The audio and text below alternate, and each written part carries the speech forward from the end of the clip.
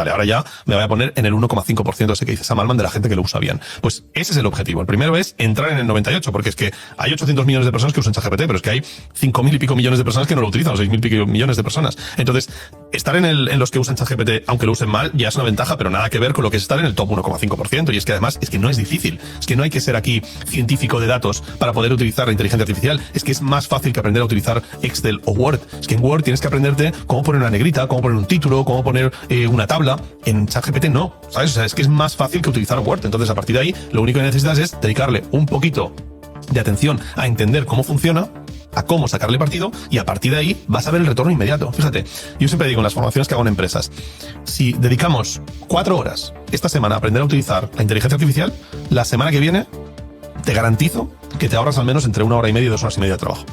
Para siempre. O sea, el retorno está en 2 semanas. Tú empiezas ahora a dedicarle este fin de semana un rato a aprender ChatGPT y a partir de aquí, para siempre te vas a ahorrar una cantidad de tiempo en tu trabajo. Qué barbaridad. La gente no es consciente de la hostia que nos viene. La gente no tiene ni idea de cómo va a cambiar su día a día, porque es que es lo que decíamos al final. O sea, la productividad aumenta y eso convierte desde lo que puedes hacer hasta lo que te piden que hagas, hasta la competencia para acceder a un trabajo, hasta lo que hace tu empresa en el mercado laboral. Entonces, realmente creo que la gente está infravalorando lo bestia que va a ser el cambio que va a suponer la IA. O sea, muchas veces pensamos en cómo ha cambiado el mundo de la informática, en cómo ha cambiado el mundo de Internet, pero es que esto va a ser aún más exagerado. ¿Sabes? Que lo hemos visto. Sundar Pichai, por ejemplo, el CEO de Google, lo comparaba con el impacto que tuvo en el descubrimiento del fuego. O sea, ¿te imaginas una cueva en la que no hay fuego y la cueva al lado que sí que tiene fuego? Entonces, ¿cuántos mamuts van a cazar los que no tienen fuego versus los otros? O sea, les van a dominar seguro, ¿no? Pero a mí me preocupa incluso más. ¿Cuánta gente de la cueva que no tiene fuego se quiere ir a vivir a la cueva que tiene fuego? Pues esto es un poco lo que yo siempre digo que pasa con las empresas. O sea, si tú tienes una empresa y en tu empresa estáis siendo negacionistas de la IA, no la estáis aplicando o simplemente no le estáis prestando suficiente atención, tus propios trabajadores no te van a ver a ti como una empresa de éxito. Van a decir, hostia, me voy a la competencia, me voy a tal empresa que está haciendo las cosas mucho mejor. Porque al final, probablemente el hecho de que lo estén haciendo mejor es porque están aplicando la IA. Claro. Google acaba de sacar otra IA en su parte de Gemini, un pequeño test que, por cierto, puedes utilizar con tus hijas. Se llama Storybook. Storybook, tú le dices un prompt, le puedes dar incluso una referencia, una imagen de tus hijas, o le puedes dar una referencia de una imagen de lo que te guste, y te crea un libro de 10, 20 páginas infantil sobre ese tema. Pero así, o sea, en un momento, en literalmente minutos. Y tú ese libro lo puedes personalizar, lo puedes hacer en español, pero es que además está locutado. Es que además lo tienes como si fuese un vídeo que van pasando las páginas, lo puedes montar un canal de YouTube con eso. ¿Sabes? Entonces, eso antes llevaba a un ilustrador, a un escritor, a un maquetador, a un publicista, a un montón de gente para poder sacar ese libro al mercado. Y ahora ya es simplemente la parte de la producción del libro ya está hecha. Tú tienes la idea, eso te genera un libro. ¿Será mejor o peor? Volvemos a lo que decíamos al principio. Será peor si lo hace la IA por sí mismo. Si cuando lo ha hecho, lo lees y dices, no, mira, cámbiame esto, tócame esto, ponlo por aquí, ponlo por allá, pues es tan bueno como lo que tú seas capaz de dirigir. Ya ves, mejor si tuvieses un equipo de trabajadores haciéndolo. Pues una vez tienes ese libro, lo único que queda es pues sacarlo al mercado, que eso no lo va a quitar nadie por ahora. La IA de momento no monta SLs, ¿sabes? Pero de momento lo que sí que hace es la producción. Entonces yo lo que creo es que la gente no es consciente de cómo va a afectar esto en su día a día en el trabajo, porque la realidad es que el valor de hacer cosas se va a reducir muchísimo en los próximos años. Y el coste. El valor, el coste, el tiempo, la ejecución pasará a ser algo mucho más barata. Exacto, o gratis, o inmediata, como quieres llamarle, ¿no? Imagínate, por ejemplo, las películas de Hollywood. Esto hemos hablado un montón de veces, ¿no? Que probablemente estaremos a año y medio, porque a día de hoy ya con VO3 ya puedes generar 8 segundos de un tirón de una película. Cada escena son 8 segundos. Si vas tirando escenas de 8 segundos, puedes empalmar y hacer una peli entera indistinguible de la realidad, ¿no? Con lo cual ya estamos en un punto en que podemos estar a un nivel parecido al de la producción audiovisual actual, pero llegará un punto en que le pedirás la peli y te la hará como te hace el storybook o como te hace el diseño gráfico. O Entonces, como te hace el podcast. O como te hace un podcast, exactamente. Entonces, cuando lleguemos a ese punto, lo que queda es que aquel que sepa utilizar la IA pueda sacar rédito de ello. Sea dentro de tu trabajo, sea montando un emprendimiento, o sea como sea. Pero el hecho de hacer las cosas ya no tiene valor.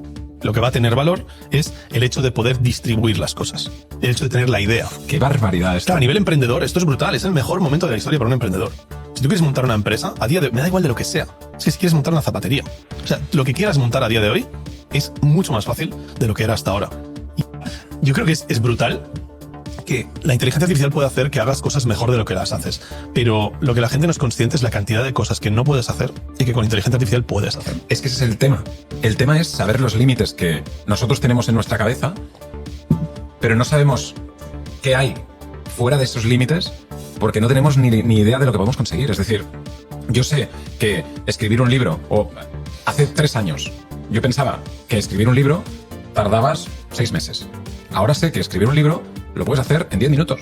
Es que eso es lo que yo digo siempre, tío. Mi empresa ha multiplicado la facturación por una barbaridad, pero no hemos multiplicado los trabajadores por una barbaridad. ¿Sabes? O sea, tenemos mi gente, todo mi equipo, Iván, Cristian, Ferran, Topo, Bruno, todo mi equipo, no podría hacer lo que hace si no fuese gracias a ChatGPT. Es decir, necesitaría muchos más trabajadores. Y eso es lo que la gente tiene que entender. Que esto es una visión, que mi empresa puede hacer más sin contratar más gente, lo cual son más beneficios para mí, pero la otra es que si yo ya tenía la empresa montada con 50 tíos y de repente necesito 30, una de dos. O hago más para tener esos 50 o me llevo 20 por delante. Y eso es lo que vamos a ver. Vamos a ver esos dos escenarios. Vamos a ver un escenario en que va a haber empresas que van a decidir despedir gente, sobre todo en sectores como atención al cliente, y vamos a ver empresas que van a multiplicar su productividad. Pero no nos olvidemos que el mundo en general es un juego de suma cero. Es decir, si mi empresa vende más servicios de mensajería, los pierde otra. Porque en general puede crecer un poco el sector de la mensajería, pero sinceramente en la mayoría de los casos, si más gente ve tu podcast, menos gente ve el del otro. Porque al final la gente tiene el tiempo que tiene. Es como una pieza vulnerable, ¿no? La vulnerabilidad de los niños y algo que no queremos es que estén enfocados en las pantallas, sino que queremos que jueguen como hemos jugado nosotros, que se caigan al suelo, que cojan una bicicleta. Pero cuando estamos diciendo que esto es tan importante, ¿cómo educamos a los niños? Para que ellos también sepan hacerlo o para que estén en zonas seguras de ella. Es decir, cuando lo has explicado, has dicho queremos. Hay que ser muy conscientes de la diferencia entre lo que nosotros querríamos para nuestros hijos y lo que es óptimo para ellos. Y ahí a veces cometemos un error. Que nuestros hijos jueguen con juguetes de madera. Eso es lo que tú quieres. Eso no quiere decir que sea lo mejor para el niño. Tú tienes ahí un rollo de cuando tú eres pequeño, que te hacía mucha gracia el pato este de las ruedas. Pues lo siento, pero eso no es un estímulo suficiente para un niño de esta generación. Con lo cual tienes que encontrar otras fórmulas. Que corran, se peguen hostias, se caigan, se hagan daño, etcétera, que jueguen a fútbol, todo eso está muy bien, evidentemente, tiene muchos beneficios. Pero a veces miramos con el prisma de la nostalgia al futuro de lo que serán nuestros hijos, que no van a vivir el mundo que hemos vivido nosotros. Es decir, que la tecnología les puede hacer mucho mejores personas y tenemos que saber cómo integrarla dentro de su día a día. Dependiendo de la tecnología. Si lo que les vamos a dar es ANI, no.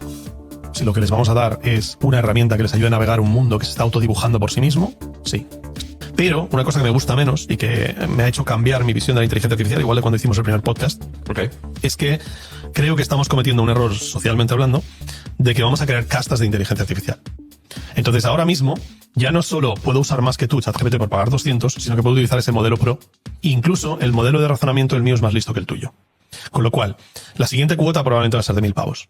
Y lo que vamos a conseguir es tener una inteligencia artificial donde el que tiene el plan gratis o utiliza una inteligencia artificial open source o DeepSeek o cualquier cosa de estas va a estar mucho mejor de lo que estaba sin IA, pero no va a ser competitivo contra mí que pago 1.000 pavos al mes.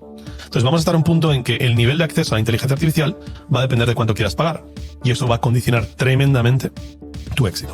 Entonces yo esto lo comparo, inicialmente igual en este podcast lo hablamos, que esto es como abrir el grifo y que salga inteligencia. Eso es lo que yo decía, ¿no? Tú abres el grifo, igual que sale agua, pues abres el grifo y sale inteligencia. Entonces todo el mundo tiene acceso a inteligencia. Pero me he dado cuenta que, por ejemplo, aquí en Barcelona, tú tienes una casa de 2 millones de euros y tienes un piso de 150.000 euros y el agua que sale por el grifo es la misma. ¿Sí? En cambio, he encontrado un ejemplo mejor que es la educación. Todos aquí en España tenemos educación gratuita y es una buena educación. Pero si tú mandas a tu hijo a Harvard, probablemente tenga más posibilidades de éxito en la vida.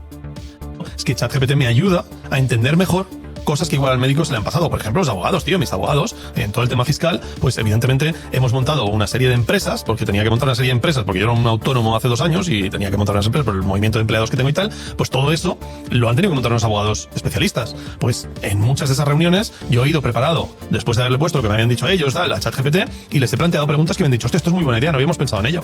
Perdona, pero te estoy pagando miles y miles de euros para que tú pienses en ello y una mierda de 25 euros al mes me acaba de dar ideas que tú no me has dado.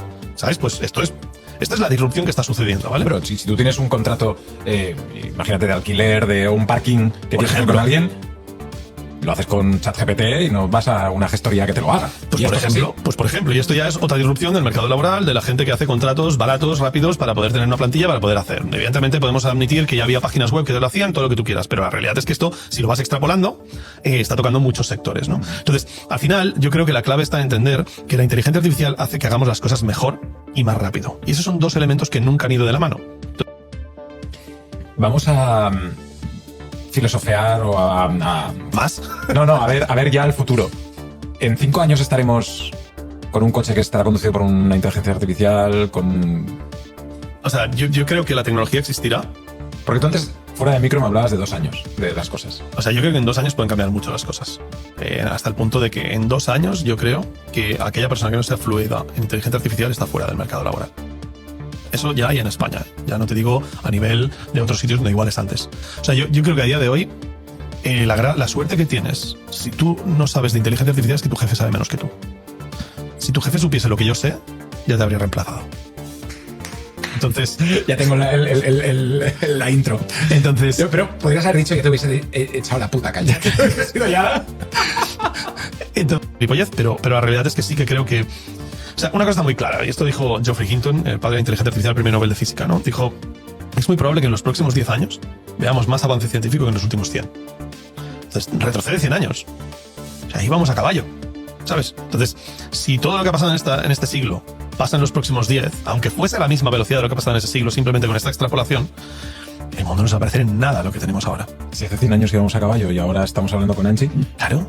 Es que lo que te digo es que tú miras atrás en nuestra vida, Uri, que somos de la misma quinta, y tú miras atrás, tío. Nosotros veíamos pelis en VHS, ¿sabes? O sea, ahora las streameamos.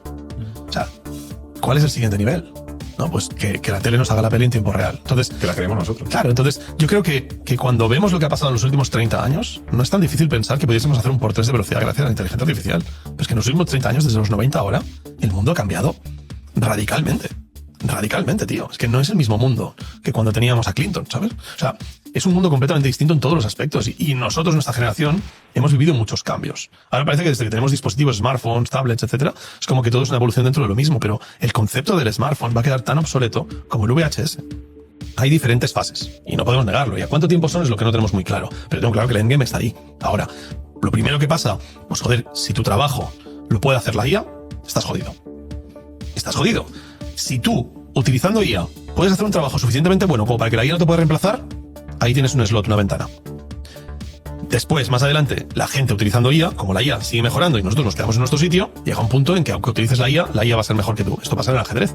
En el ajedrez, durante mucho tiempo, los ajedrecistas, con soporte con IA, eran capaces de ganar a la IA. Pero de repente la IA fue capaz de ganar a los ajedrecistas y ahora nadie puede ganar a la IA. Magnus Carlsen decía hace poco en el podcast de Joe Rogan que él no juega contra la IA porque no tiene ningún sentido. O sea, que sería como intentar autoflagelarme, ¿sabes? No tengo ninguna posibilidad. Y hablamos del mejor ajedrecista quizá de todos los tiempos, ¿no? Entonces, llega un punto en que evidentemente, por muy bien que lo hagas utilizando IA, la IA va a ser mejor. No vas a aportar nada a la ecuación. Con lo cual, en ese punto, directamente la IA reemplaza completamente el trabajo productivo de la humanidad. Eso es Ikigai. Pero nosotros seguimos viendo una partida entre 2 humanos antes que una partida entre 2 IAs. Entretenimiento. Entender que existen posibilidades de sociedad donde ir a trabajar 8 horas al día no está vinculado a poder poner un plato de la comida en la mesa de tus hijos. Entonces, si conseguimos una sociedad donde la inteligencia artificial se ocupa de la producción y hace que algunos que le sacan provecho sean ultra productivos, eso puede hacer que haya una bonanza económica genial para el país, pero no necesariamente necesito que todo el mundo trabaje. Entonces tenemos que encontrar la fórmula. Evidentemente una muy fácil es la renta básica universal. No está fácil, lo digo entre comillas, pero desde luego es la primera que te viene a la cabeza. Es decir, oye, tú tienes, por el hecho de ser humano, tienes una renta básica universal que te permite vivir. Elon Musk y Demis Hassabis, que nos hemos hablado antes de ellos lo definen como que no tenemos que buscar una renta básica universal. Tenemos que buscar lo que ellos llaman un High Universal Income. En lugar de un Basic Universal Income, un High Universal Income. Sería como una renta alta universal. Si yo ahora mismo cojo a toda la audiencia que tenemos y les digo, oye, lo mismo que estás cobrando, te lo vamos a dar por no trabajar. Y a partir de ahí, tú decides si quieres trabajar o no trabajar. Muchos dirán que vale, que con eso son felices. Pero habrá otros que dirán, joder, pero claro, entonces esto es mi techo. Y depende de papá gobierno y tal y cual, ¿no? Entonces dirán, no, yo no lo quiero, yo quiero aspirar a más, ¿vale? Y si ahora le digo a la mayoría de la gente que nos ve, oye, por el simple hecho de no trabajar, 10.000 pavos al mes. Hostia, estoy seguro que el 95% de la sociedad dice que vale. Hay una serie de frikis que no trabajamos por dinero, somos unos privilegiados, que probablemente diríamos, no quiero renunciar a hacer esto que disfruto, que me gusta. ¿Sabes? Con lo cual lo quiero seguir haciendo, me dé o no me dé dinero. Perfecto, mátate, ¿sabes? O sea, ningún tipo de problema. Pero lo que está claro es que la sociedad no quiere trabajar necesariamente. Quiere tener propósito y sustento. Y a partir de ahí tenemos que encontrar la forma en que esto funcione en un mundo en que quizá no hay trabajo para todos. El capitalismo ha funcionado muy bien. Pero el capitalismo es capital plus labor. Si te cargas el labor, la fórmula no funciona. Con lo cual el capitalismo no funciona. A partir de aquí, como revolución tecnológica, como todas las otras, esta revolución tecnológica va a traer más trabajo que hacer encima de la mesa. Pero trabajo no es igual a empleo, porque la mayor parte del trabajo lo va a hacer la inteligencia artificial. Entonces, a partir de ahí, vamos a ir viendo cómo esto se expande. Si tú eres una persona que quiere crecer en tu trabajo, probablemente la fórmula mejor, más rápida y de más valor para tu empresa es aplicar inteligencia artificial. Y es que no hay ninguna duda. Es que tu empresario, tu jefe, te lo va a agradecer. Y si encima tú puedes hacer que tu departamento al que tú perteneces se optimice entero, no solo vas a mejorar un 20% de tu productividad, sino que vas a mejorar un 20% de la productividad del departamento. ¿Cuánto vale eso? La tribu. ¿Cuánto vale eso? Vale una pasta. Entonces, a partir de ahí yo creo que el punto está en que tenemos que tener claras cuáles son las transiciones, pero no perdamos de vista el endgame. El endgame es que la IA va a hacer nuestro trabajo. Pero eso no quiere decir que nos tengamos que quedar en la puta calle viviendo bajo un puente. Una cosa no va relacionada con la otra. Esto no va a ser una crisis económica. Esto va a ser una crisis social y, según cómo lo hagamos, una crisis de desigualdad. Porque en la transición, mucha gente se va a quedar por el camino. Bajemos la tierra, tío. Bajemos la tierra porque creo que hemos acabado en un tono que no deja de ser realista. Pero la gente tiene que entender que la primera fase es: o te pones las pilas con la inteligencia artificial o estás jodido en el mercado laboral. 2. O hacemos que la sociedad sea consciente de la capacidad del nano banana y todos estos deepfakes que vamos a ver a partir de ahora, porque te digo que hay un punto de inflexión esta semana, literalmente, con el nano banana, ¿vale? O sea, si realmente no hacemos que la mayor parte posible de la sociedad sea consciente de que cualquier cosa que veas en una pantalla, cualquier vídeo, cualquier foto, cualquier audio que te llegue, puede haber sido manipulado con inteligencia artificial y sonar verdad, si no ponemos esa semilla de pensamiento crítico en la cabeza de la gente, las vamos a pasar muy canutas. Y 3, empezamos a pensar en el mundo que queremos tener si la inteligencia artificial sale como nos dicen que va a salir. Porque lo que tenemos que hacer es empezar a pensar qué queremos que sea el mundo en un entorno de inteligencia artificial y no en reaccionar a la ANI o a la gilipollez de turno que saca Meta, que saca OpenAI o que saca Elon Musk. Y creo que esos 3 puntos son los importantes. 1, aplícala ya porque te vas a quedar fuera del mercado laboral. 2, ayuda a que la gente entienda que esto se viene, porque si no, de verdad que la noción de verdad la vamos a perder. Y 3, exijámosle a nuestra clase política que empiece a preparar la nueva sociedad.